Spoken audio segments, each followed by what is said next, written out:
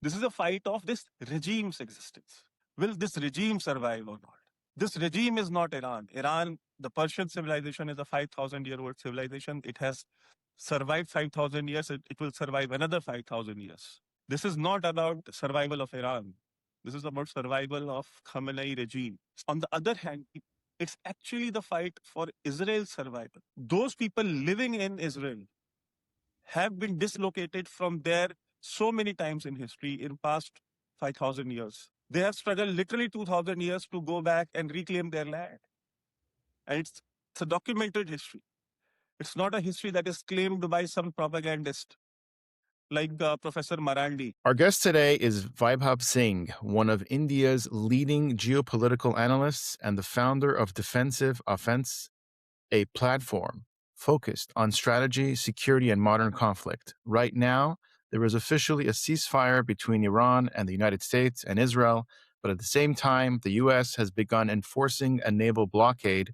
Talks have failed and tensions are rising again. So the real question is not whether the fighting has stopped, but whether the ceasefire is already breaking down in real time. Because what we're seeing may not be peace at all, but the setup for something much bigger. So today, I want to understand what's actually happening and what comes next. Vaibhav, thank you for joining me. Thank you, Daniel. Thank you for having me on your show. So there's currently a ceasefire, but the U.S. is enforcing a naval blockade of the Strait of Hormuz at the same time. So is the ceasefire already collapsing in real time? What is your assessment of the war at the moment? Daniel, as far as I understand, so-called ceasefire was never a ceasefire. Because to have ceasefire, you need to have both the parties agree on non-violence. All right, that none of them will adopt to violent means to confront each other. And when I say that, war is not just launching missiles, doing land invasions, using your military power. That's not just war. The violence is also when you found organizations like Hezbollah, when you find organizations like Hamas, you sponsor killings of Israeli civilians all around the Middle East. When you try to take down regimes, fellow Muslim regimes in Saudi Arabia, in other parts of the West Asian region, when you support Houthis and you give them missiles, ballistic missiles to fire on oil refineries. So in past 4.5 decades, Iran has violated every possible terms and condition that should be followed in order to have a peaceful region, in order to forget about ceasefire. Just for the sake of having a peaceful coexistence, there has to be certain rules and regulations and terms and conditions under which everybody agrees. If you live in a neighborhood, you and your neighbors agree on bare minimum understanding. Okay, we'll not park car here, this much area will be there for garden, we'll create a space for school buses. There is some understanding just to live in a particular neighborhood. With Iran, there are no rules, there are no regulations. It's either my way or the highway. We have an ideology. We have a goal, a divine goal. To achieve that divine goal, we'll go to any extent, we'll adopt to any means. And in the war, everybody is like in India also, there are people who are praising Iran. I mean, they're free to do so. India is a free country. You can praise Iran, you can criticize Iran, you can do whatever you want. But let's just see what Iran has done. They blocked Strait of Hormuz. They were like, if we go down, we'll take half the world with us. So it's not like the entire Iranian people are going down. That one regime that is in power, for the sake of that one regime, they are willing to sacrifice entire world's economy. No matter how many hundreds of millions of people's livelihoods get compromised, they die out of hunger. They don't care. All they care about is their regime. So this is something which people should understand. If this is what they are doing to the world right now, imagine what they are doing with the people with whom they consider a conflict. That is as far as, from 1500 years old with Sunni Muslims. What they are doing to Bahrain, UAE, Qatar, Oman, what have they done? Oman is the most pro-Iranian country in the region, as everybody knows. I mean, they bombed Oman.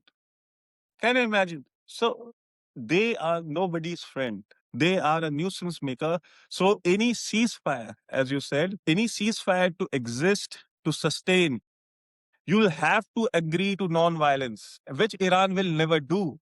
And even if they do, they will just play a circus around, like people like Javad Zarif and all these, three-piece suit wearing, all the diplomats, so-called Iranian diplomats. They play they have been playing this game for like past somewhere around 20 years now. The Iranian regime has two faces. One is Hezbollah. One is the big Satan. We have to eradicate the big Satan and the small Satan. And the other face is people like Javad Zarif, who will come in the Western media and they'll try to present as if Iran is a, so Gandhian. They are actual followers of Buddha. They're not. So, I mean, the double game, the main problem with the real danger to the ceasefire has been the double game that Iranian regime has been playing, and they're still playing. What was it? What was this negotiation that was happening in Pakistan? Ironically, another terrorism sponsoring country. What were the demands of United States? Open Strait of Hormuz. Stop supporting Houthis, Hezbollah, Hamas, Palestinian Islamic Jihad. Withdraw all your support to them. Give up your nuclear ambitions. Don't try to build nuclear weapons. Surrender the uranium. I mean, these were certain terms and conditions. If you are so peace loving, you would have agreed. You'd have said, okay, we are Iranians. We have nothing to do with Lebanon. That's Lebanon's problem. Let Lebanon's government handle Hezbollah. Let Yemen's so-called government, Southern Transitional Council or whatever you can call them, let them handle, Houthis. Let other people handle their own messes. We are going to restrict ourselves to our country, that is Iran, and everything would have been fine. But no, because Iran has a expansionist design, they always try to, there is a very famous saying that always accuse others of actually what you are trying to do. So, Iran, which always says that, Israel has a agenda of greater Israel. They are trying to make a greater Israel from Egypt till, where Jordan and whatnot. I mean, it's not that agenda actually. In reality, they are accusing Israel of what they are trying to do. Right now, you tell me how much area of Iraq is actually governed and controlled by Iran. You tell me who runs Lebanese government, who runs the show in the streets of Lebanon. Who's expanding? Who has expanded in past 4.5 decades? Who controls half the Yemen? I mean, you are accusing Israel of, doing something in future, that agenda that they have of greater Israel, something that you have already achieved of, and dream of greater Iran. So, I mean, I am very clear about this, that this regime is not going to surrender on terrorism, because that's the very backbone and that's the very core of their existence, because that terror is something through which they control Iran. That terror is something through which they control the global Shiite propaganda, that we are the only hope. If we are gone, Shia Islam is gone. If this regime goes, Shias will have no rest. They'll have no shelter. They'll have no shade to hide their heads. This Hezbollah and this Houthis and all these jokers that they have created all over the West Asia, I mean, they'll not surrender. And until this surrender, there will be no ceasefire. There will be breaks, like, okay, this temporary 2-day, 3-day, 4-day, break was there. But there is a difference which your viewers need to understand. Iran claims that we are fighting for our existence. Okay, it's not fight for Iran's existence or Shia Islam's existence or any of that this regime claims. This is a fight of this regime's existence. Will this regime survive or not? This regime is not Iran. Iran, the Persian civilization, is a 5,000-year-old civilization. It has survived 5,000 years. It will survive another 5,000 years. This is not about survival of Iran. This is about survival of Khamenei regime. Second, on the other hand, you see It's actually the fight for Israel's survival. Those people living in Israel have been dislocated from there so many times in history in past 5,000 years. They have struggled literally 2,000 years to go back and reclaim their land.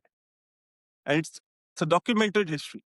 It's not a history that is claimed by some propagandist like Professor Marandi, whom I don't know what kind of professor he is and what he actually teaches and when he teaches, because every time I see him is on television, when is he taking classes and who are his students? Maybe Yahya Sinawar, I don't know, because only Professor Marandi kind of people can create students like Yahya Sinawar.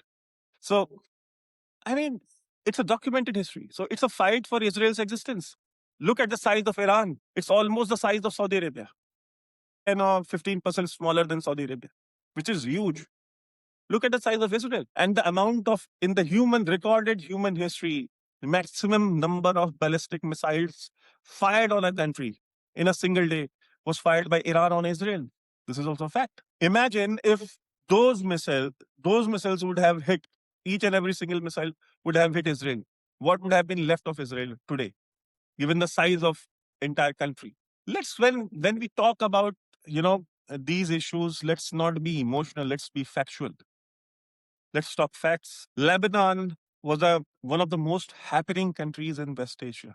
Who made it who made it Lebanon into, who turned it into a hell? No, a hell where nobody wants to go anymore. All rich people from Beirut used to go to Beirut to party. You must remember, you're living in that region, you must be aware of the fact. So what happened now? Why nobody goes to clubs in Beirut? Because there are no more clubs. Who turned Lebanon into a party hub, from a party hub to this kind of mess that it is now? It is Iran. Everything Iran has touched in the region has turned to dust. You take Syria, you take Lebanon, today Iraq is the hub for the most child brides in the world. The Shia Maulvis, the Shia clerics perform muta there in return of money. You can marry a girl for 3 hours. You can marry a girl for 2 hours, as small as 9-year-old. This is what Iran has turned Iraq into. These are ground realities, documented. I mean, you can take all the moral high ground that, Iran is a victim. Victim of what? Victim of their own making. You have turned entire country into a police state. Every street, every locality has two or three armed men from Besiege force who exploit local people, who exploit local women, who exploit local businesses, who do all sorts of inhumane behavior, or you can say human rights violation that is possible. They can do it because they're armed and they're supported by the regime. And they are the ones who are keeping this regime in power. So you say that, okay, we'll have ceasefire. Okay, America can have ceasefire. So you can have all the sympathy for, Iran, that if you want to, and that's okay. But when you talk about that, let's also face the facts on the ground. Who created Hezbollah? When was Hezbollah created? When was Quds Force created? This regime came into power in 1979. The first thing that they decided was creation of Quds Force in 1982. And what was the purpose of Quds Force? Forward defense, quote unquote. And what does forward defense means? Forward defense means that we'll defend Iran outside Iran. So in order to protect Iran, we'll go to other countries, Quds Force will go to other countries, create proxies in other countries to protect Iranian interest. So the first thing that they decided after getting into power was start interfering in other countries. So, I mean, a regime which takes the very first decision after coming into power is interference in other neighboring countries, creating armed militias in other neighboring countries. Qasem Soleimani visited personally in 1982 and handpicked, you know, young guys from Lebanon, streets of Beirut to create Hezbollah. And he's termed as some sort of, legendary general. Generals fight on battlegrounds. These proxy wars are fought by cowards, not by generals. Cowards who can't fight themselves. So they use people from other countries, other children, somebody else's son, somebody else's daughter, to do their bidding. They are not brave. They are cowards of worst kind. If they were brave, Qasim Soleimani would have sent his own son to Lebanon. So this Western media or media in general is trying to portray that, the brave Iranian people have fought, brave Iranian people. I mean, yes, Iranian people are brave. That's why they have been able to survive under this such kind of brutal and murderous regime. People leading this regime, they are not brave. Don't try to make them a hero. They are not. They are responsible for destruction of so many countries in that region. They're responsible for killing of so many, political leaders. Any political leader who tried to make peace with Israel in Lebanon was killed by Iranians just to, have a anti-Israeli regime in power. They killed more than hundreds of thousands of people in Syria. Nobody talks about Hezbollah.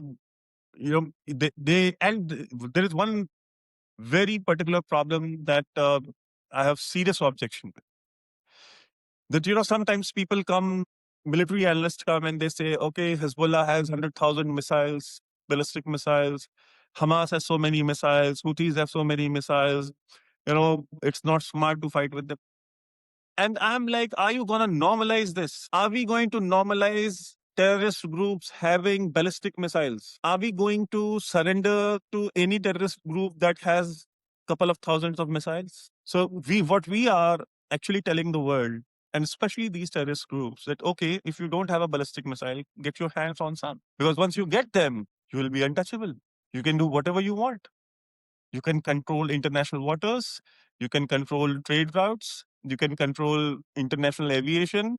You can control anything you want because the conscience of this world is just too politically correct or too consciously coward to stand up to, people like you. So if we are going to normalize Hezbollah and Houthis and all these guys having ballistic missiles, then please wait. Soon, a lot of terrorist groups around the world will have ballistic missiles, which will be because ballistic missile is actually here. It's not, on a truck or a dump. It's in your head.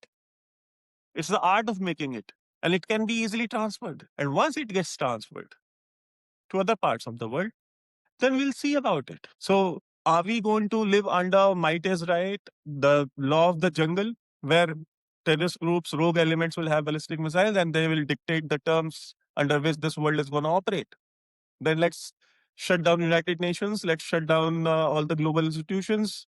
Let's burn the books of rule-based world order, because obviously Iran is not allowing rule-based world order to function because it was blocking a Strait of Hormuz for so many weeks, which is international waters. And one of the conditions that Iran has put to continue the ceasefire was that world recognizes Iran's right over Strait of Hormuz. It's not a man-made strait. You can't own it. Nobody can. There is an Indian Ocean.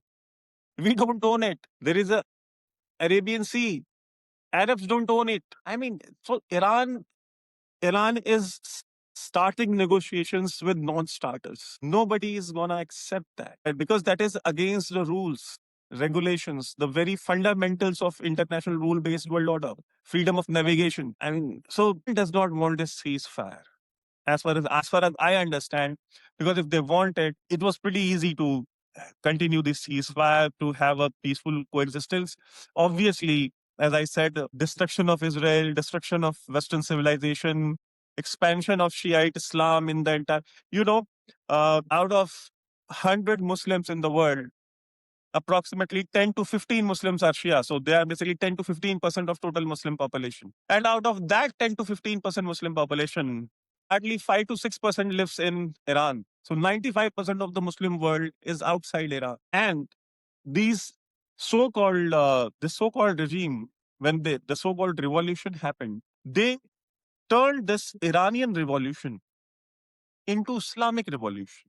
They don't call it Iranian revolution, they call it Islamic revolution. When we all know that this revolution was led by liberal teachers, professors, Marxists, communists, socialists, young students, and also clerics. So, but when this revolution actually took place and when Khamenei came back, the first thing he did was slaughter all these socialists, communists, Marxists, and all these people, all the revolutionaries, actual revolutionaries who brought it on the street, who galvanized the young population on the street. who took out young students from university campuses to hit the streets and protest because Khamenei knew that if they survive, we don't. So an Iranian revolution was turned into Islamic revolution for a purpose, and that purpose hasn't been solved yet. Because Iran is playing a multi-prong is using a multi-pronged strategy. On one hand, they are trying to pretend themselves as the only savior, only fighters against the so-called Zionists, the so-called British American imperialist, and all these things, and the apostates, and they want to turn the Sunni population against their own rulers. That's why they're saying that we are only attacking bases, American bases in the Middle East.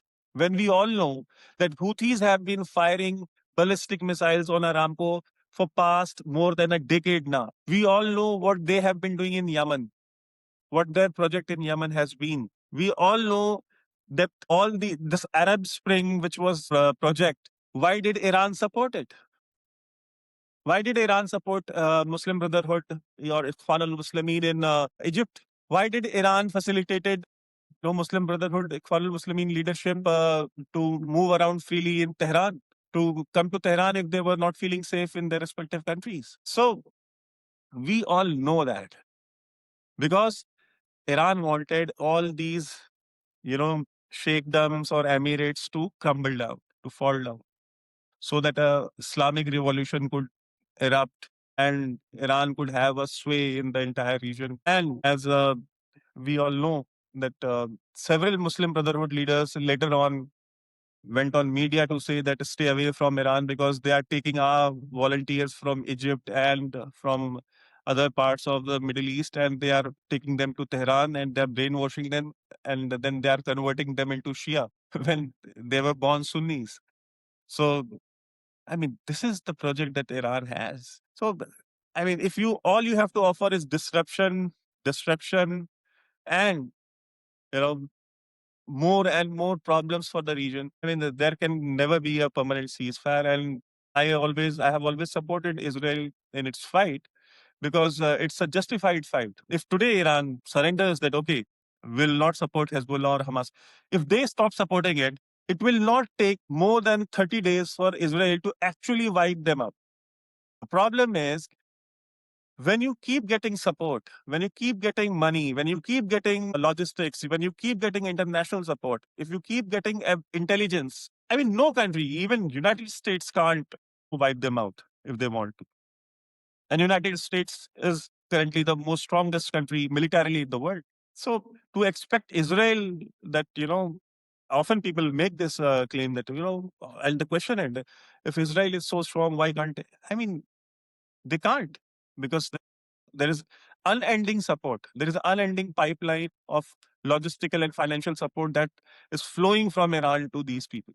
And looking at the budget, looking at the size, and looking at the resources that Israel has, I mean, they can't.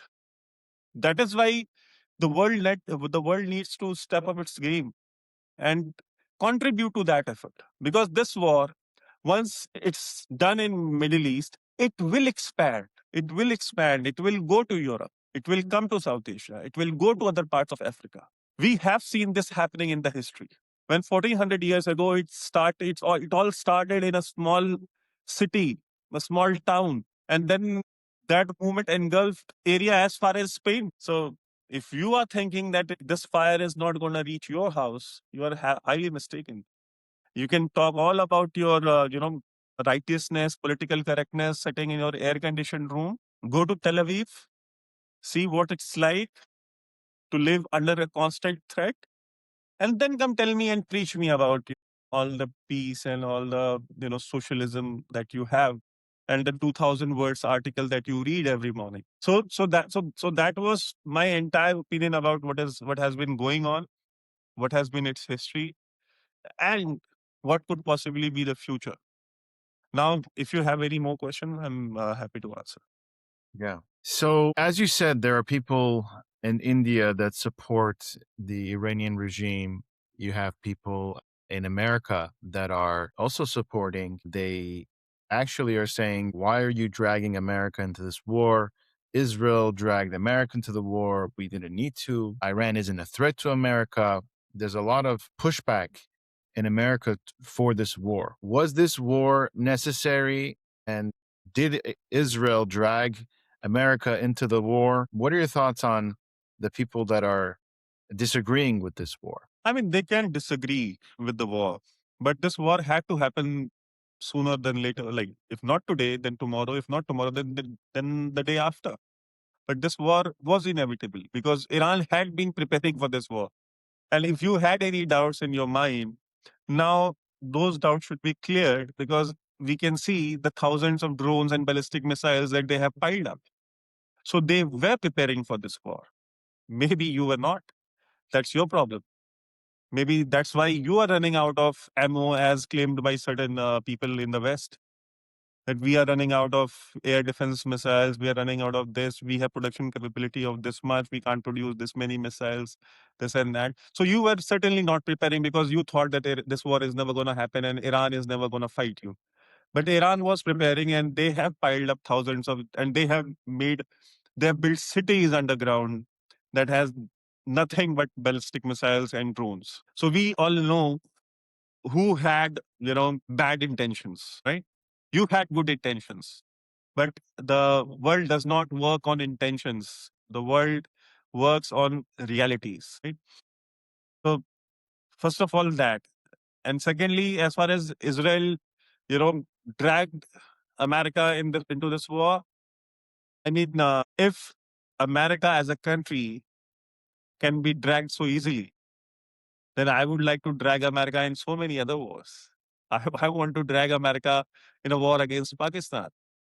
And India, compared to Israel, is a much larger country. America has much larger interest here. America has a bigger investments in this country. They make much more money in India than they make in Israel.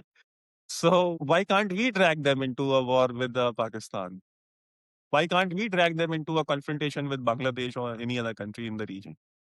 We can't. Nobody can drag any other country into anything. It's a conscious decision done by the people in power. Can America drag India into a war with Iran? Can Israel drag India into a war with Iran?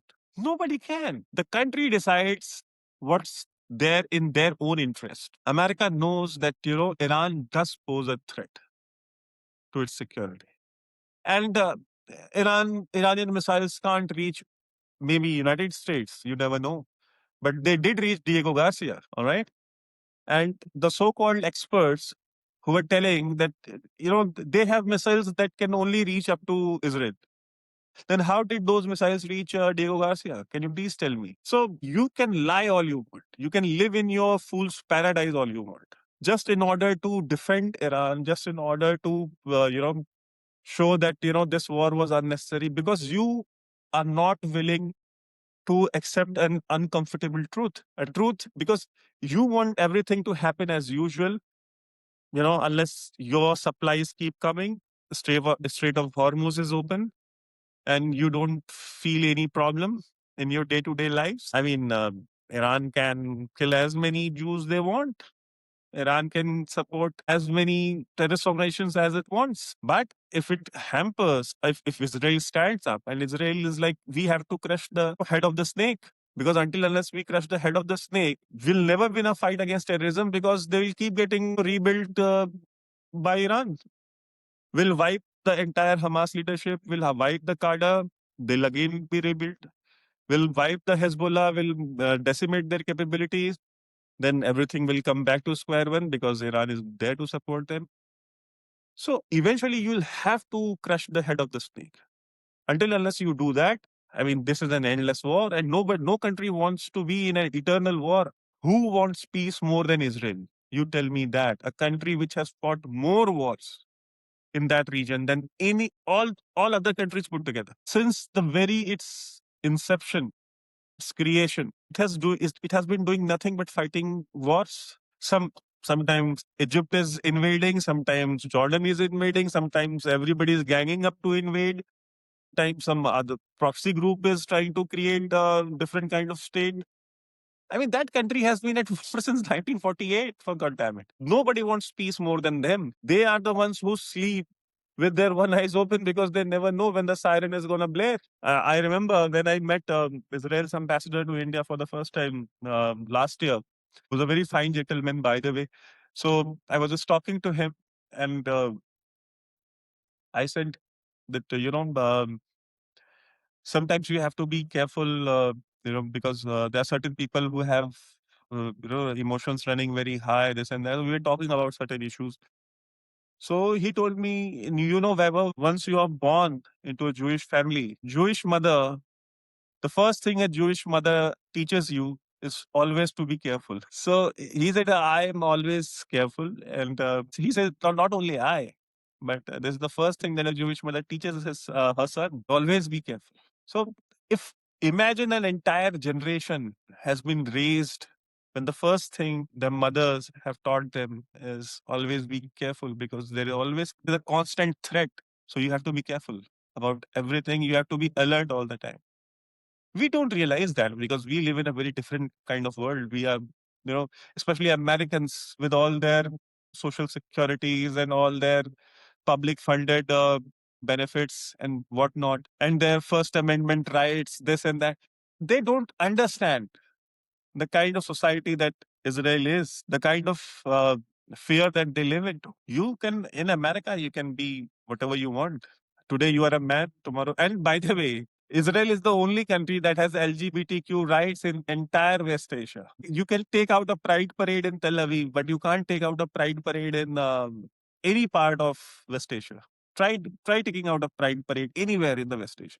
Masa Amini was killed not for not wearing a headscarf. That's the kind of society these wokes and these liberals and that's the kind of regime that these people are defending, which kills its own young generation for not covering their heads. So I mean, they are delusional, and people like Tucker Carlson and all these people, they can cry all they want, and we all know that the kind of anti-Semitic people Tucker Carlson has been inviting recently on his shows.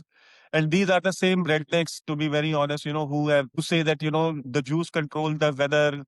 They are the ones who spread the conspiracy theories that 9/11 was done by Israel. In their anti-Semitism, their hatred for Jewish success, the success of the Jewish society in America, they create all these lies. They seed all this hatred in the minds of ordinary common Americans. So I mean, they can say what they want, and if Israel was able to force America into this war, then shame on Tucker Carlson and his country. A tiny country like Israel pushed it into a war, and they could not do anything about it. And the president who announced this war was the president supported by Tucker Carlson, Megyn Kelly, and all these people. So I mean, they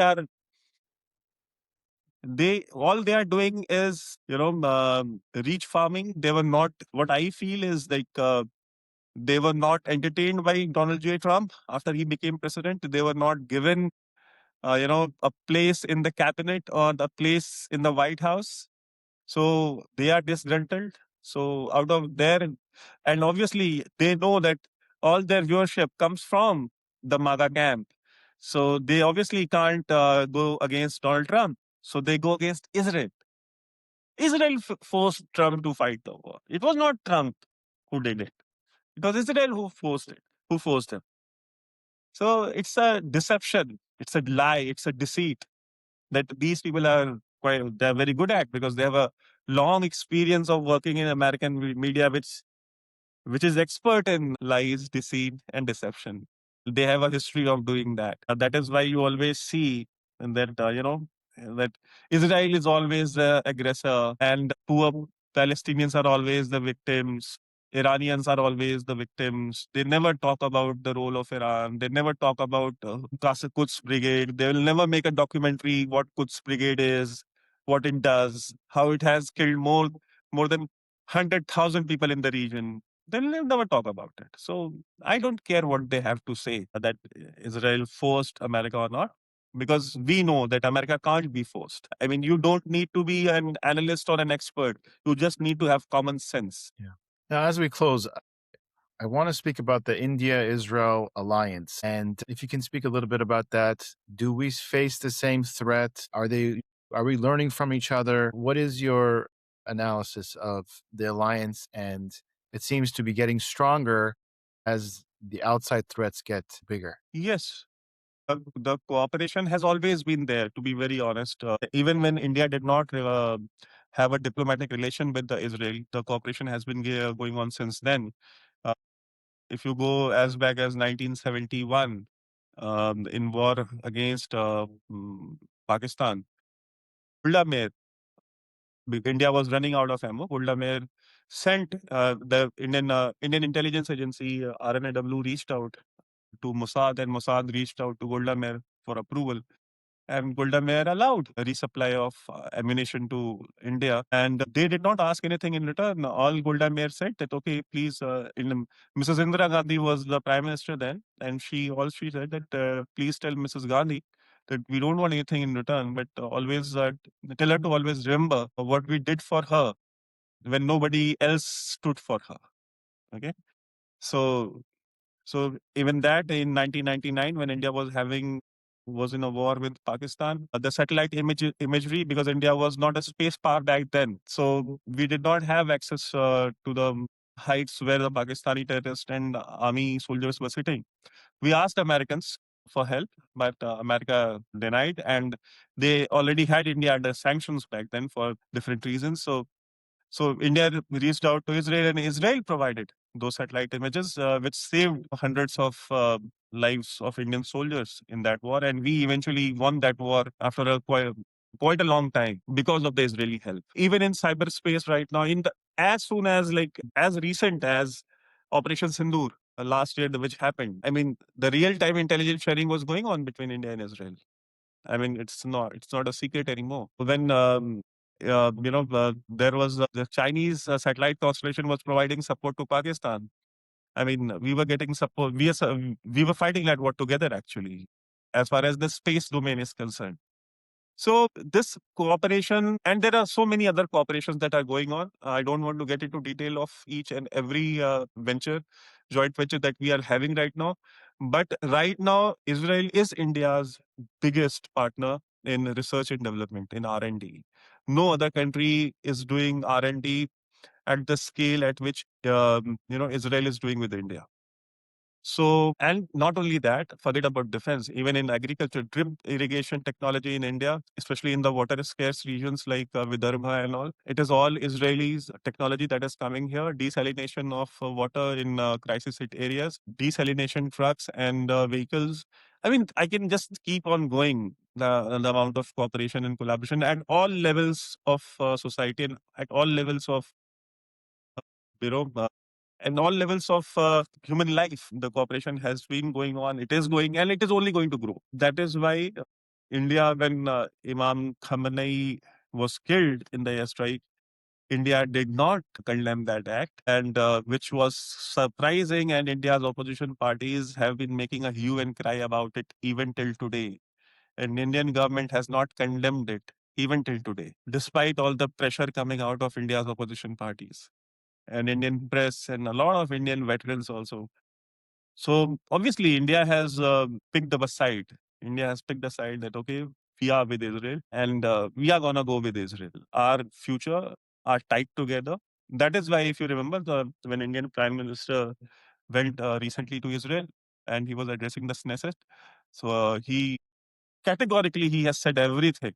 I mean, I don't need to say where this relationship is heading. If you just listen to his speech in Israeli parliament, you'll know that this partnership is only going to go forward. And there is a history. We all know that India is the only country where Jews were never persecuted. From there till today, there is a sense of gratitude that every Israeli I have met in my life has always showed me.